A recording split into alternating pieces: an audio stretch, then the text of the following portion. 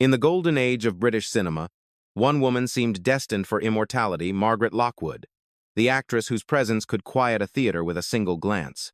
Her eyes were sharp but secretive, her voice elegant yet edged with defiance. She was Britain's brightest light, until she vanished. No scandal, no farewell, only absence. Her disappearance was not loud, but it echoed through every empty cinema seat that once bore her name. How does a woman adored by millions simply walk away from the screen that made her eternal?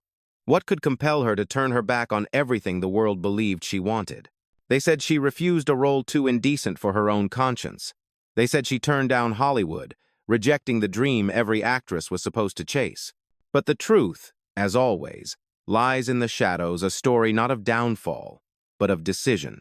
This is the mystery of a star who didn't fade away, she chose to disappear.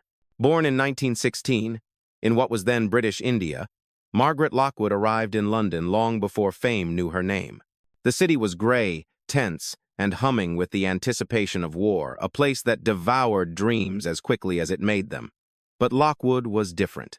There was a stillness about her, a kind of quiet determination that made people listen before she even spoke. At the Royal Academy of Dramatic Art, she wasn't the loudest or the boldest. Yet directors couldn't ignore her. There was something magnetic in her restraint. When Alfred Hitchcock cast her in the Lady Vanishes, 1938, it wasn't just a role. It was the creation of a national obsession. She became the emblem of British poise, strong, clever, and dangerously alluring. From there came The Man in Grey, the Wicked Lady films that made her not just a star, but a phenomenon. Her name alone could fill theaters. For Britain, she wasn't simply an actress, she was cinema itself. And then, without warning, the woman who embodied perfection began to step away from it. The spotlight followed, but she no longer turned toward it. Margaret Mary Lockwood's story didn't begin in luxury, but in longing. Her childhood was one of distance, a father often away, a mother quietly resilient. From a young age, Margaret understood the power of pretending. Acting wasn't an escape. It was a way to survive the spaces silence left behind. When she entered the Royal Academy of Dramatic Art, her teachers saw talent, but what set her apart was control, the way she could hold a scene by doing almost nothing. A glance, a pause, a breath that meant more than dialogue. She wasn't chasing fame, she was chasing truth. Her first performances on stage were modest, yet they carried a strange electricity. Casting directors began to whisper her name. And then, one day, the call came. Alfred Hitchcock wanted her. In The Lady Vanishes, she wasn't playing a damsel, she was a woman of wit and will. Audiences didn't just see her, they believed her. The success was instant. Soon, she became the face of wartime Britain, elegant yet fierce, refined yet rebellious. Films like The Man in Grey and The Wicked Lady made her more than an actress. She was an archetype, the woman who could outthink, outshine, and outlast any man on screen. But behind those luminous eyes, there was already a flicker of restlessness, the sense that the applause might not be enough. By the height of her fame, Margaret Lockwood was more than a star, she was an institution. Her face graced newspapers, advertisements, and dreams. But in that blinding light, something precious began to dim. Fame, she discovered, was not admiration, it was ownership. Everyone wanted a piece of her, and none of it belonged to her anymore. Studios demanded obedience. The roles they offered were grand but hollow women written to be ornaments, not souls. When she refused one script for being indecent, her act of integrity became an act of defiance. It was the moment her kingdom began to crumble. Executives whispered that she was difficult, uncooperative, ungrateful.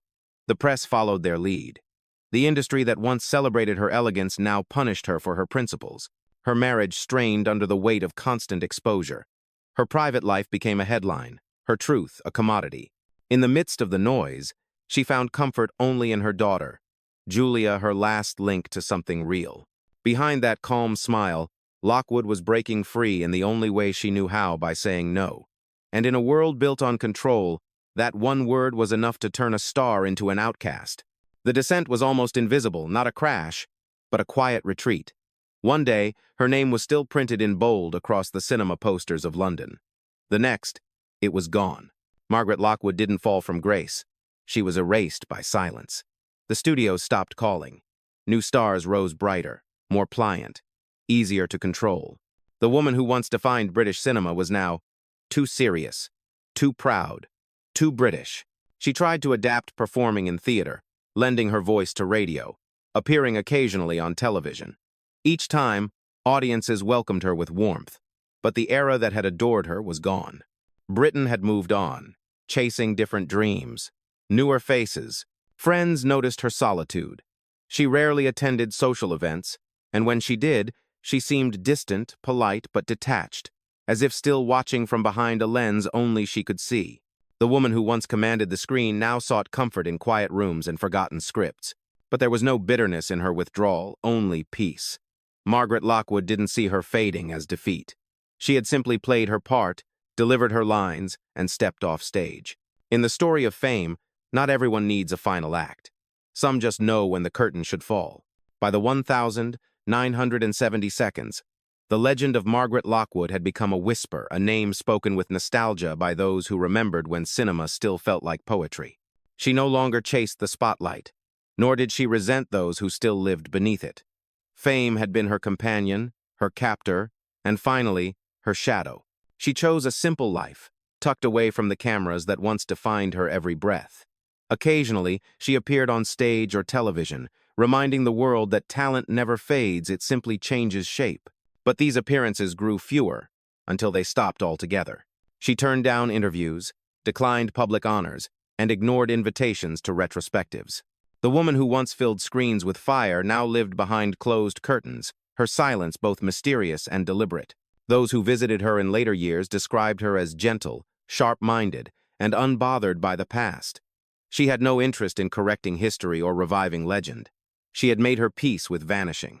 When she passed away in 1990, the news arrived softly, a brief mention, almost apologetic in tone. No grand farewell, no final photograph. Just a quiet acknowledgement that a star had left the stage long ago. And perhaps that's exactly how she wanted it. Time has a way of softening fame but not erasing it. For those who look back, Margaret Lockwood still glows in monochrome brilliance, her face forever framed by shadow and light. Every time the Lady Vanishes flickers on screen, every time the Wicked Lady plays in a late-night cinema, she returns untamed, magnetic, utterly alive. Her performances remain masterclasses in restraint. She didn't beg for attention. She commanded it, quietly. Every look, every pause was deliberate, the art of saying everything without a word. To this day, she stands as proof that mystery can be more powerful than exposure. You can trace her influence in generations that followed actresses who chose integrity over opportunity, those who understood that dignity is not weakness but power. Critics have called her the actress who made silence dangerous. They were right. Margaret Lockwood's legacy is not written in awards or headlines. It lives in the tension she left behind, the haunting realization that sometimes walking away is the bravest role of all. She may have refused the game, but in doing so, she won something greater: permanence. Between fame and silence lies a fragile truth, and Margaret Lockwood lived precisely there. She was the face of a nation's golden era, yet she chose to vanish before that same nation could forget her. It wasn't surrender, it was authorship. She rewrote the ending they expected, replacing spectacle with solitude. Hollywood called her. Britain worshipped her. The audience adored her. But Margaret Lockwood didn't belong to any of them. She belonged to herself. In her decision to disappear, she revealed the cost of remaining real in a world built on illusion. She showed that true strength doesn't always shout sometimes, it simply walks away. And though the lights dimmed and the cameras stopped rolling, she never truly faded. Because every time a story is told about the woman who refused to play their game, the screen flickers back to life, and her shadow, once again, finds the light. What would you have done in her place, chased the glory, or walked away before it consumed you? Would you have had the courage to say no when the entire world demanded a yes? Share your thoughts below about Margaret Lockwood, her choices, her silence, and the power it still holds. Which of her films left the greatest mark on you? The Lady Vanishes, The Wicked Lady, or something else entirely? If her story moved you, don't forget to like, comment, and subscribe for more stories of brilliance and disappearance where fame meets its shadow. Fame and shadows, every star has its story.